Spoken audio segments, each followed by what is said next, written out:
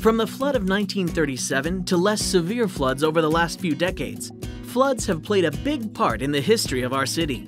There was once a time when New Albany did not have the flood control district to protect the city.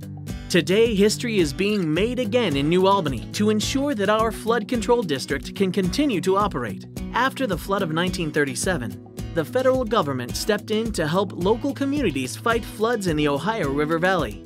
Thus, the Flood Control District was created in New Albany. Construction began in 1949 and was completed in 1953.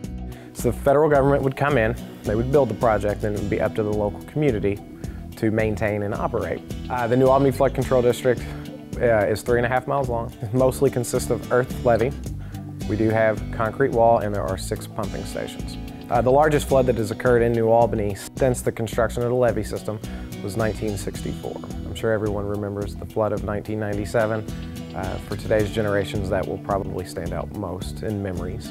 So in the last 60 years, updates have been made as necessary, but no major undertaking for rebuilding for long life have occurred.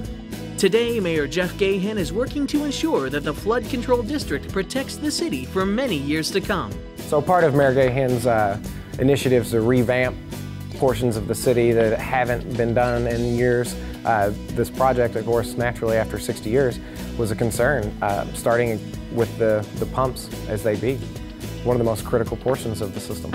With our pump plant project, as we're rebuilding, hopefully we'll be able to assure that there will be another 60 years worth of protection. There have never been major complications with the pumps or the motors for the flood control system. However, being 60 years old, you can't hang on to that thought that nothing will happen forever. So that was the reason for this project, was to rebuild all the pumps and replace most of the motors and rebuild just a few of them. Thank you for watching New Albany Now. To stay up to date on what's happening in our city, subscribe to our YouTube channel and follow us on Facebook, Twitter, and Instagram.